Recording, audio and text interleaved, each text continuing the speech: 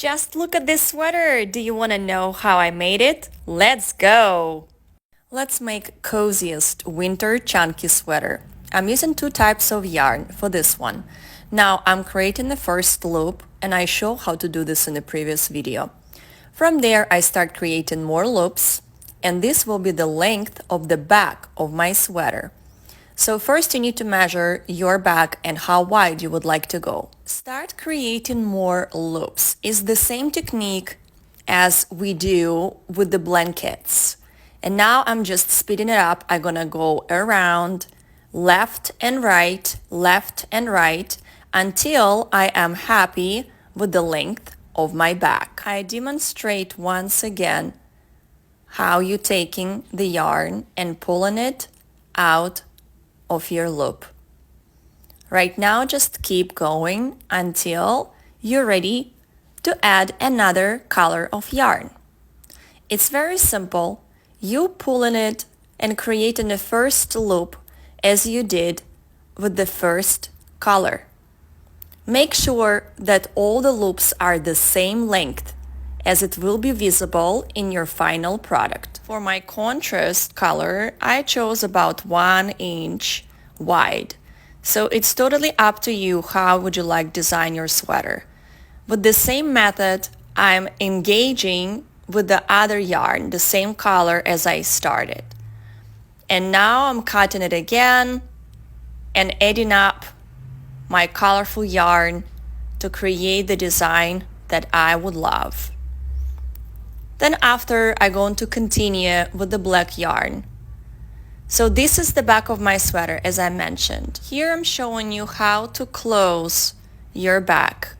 You pull in one loop, placing it on top of the other, taking a yarn, pulling it through, and then closing the loop that is right next to it. And you just keep going till all the back of your sweater is completely closed. I would love to show you the parts that are already prepared so you can see how it will look like. So this is the half of the front, the back, and the sleeve. I would need to connect it all together and then we'll show you how I made it. You see this beautiful design? We're gonna learn how to make the same one. This is the hoodie. You're using the same method as you're making the front and the back. Right now, make the first loop and then measure your wrist. That's going to be the beginning of your sleeve. When you're doing the second sleeve, just compare them with each other or count how many loops you created in the beginning. Create the loops all around as you did with the back and the front is the same technique. When you're done with the wrist part, please compare it with your existing sleeve. And then to widen your sleeve, you need to create more loops in between the loops that are exist. Please look here. Right now, I'm showing you the front part of my sweater, and I need to compare and to do exactly the same one. That's why I'm putting them together, counting my loops, and making sure that my design is absolutely equal. Then I'm keep continuing until both parts are the same. Let's look at some parts of the sweater. I will show you the sleeves. Here we go. Would love to try them on just to see how it's gonna look. Combining all three parts, front, back, and the sleeve.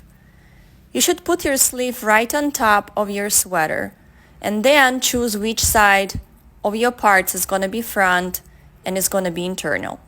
Then using the same method on closing your pieces together. And please here follow the movements of my hands. It's the same technique when you pull in one loop and placing it on top of another. Pulling yarn through the parts that you would like to connect. You keeping going until you reach the sleeve level and level up your design, the different color. Right now I'm moving to the sleeve. So as you see, these parts you are connecting with your major part of the sweater. Same principle. Pulling the yarn, creating a loop, and placing the previous loop on top of this one. Going around, make sure you didn't leave any gaps in between, as it will be visible in the end. I am turning my sweater on the other side, and that's where I am closing my sleeve. It looks great.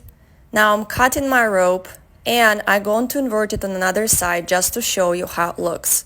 You see, it looks very seamless. Right now I'm going to turn it back on the other side because I need to close the shoulders.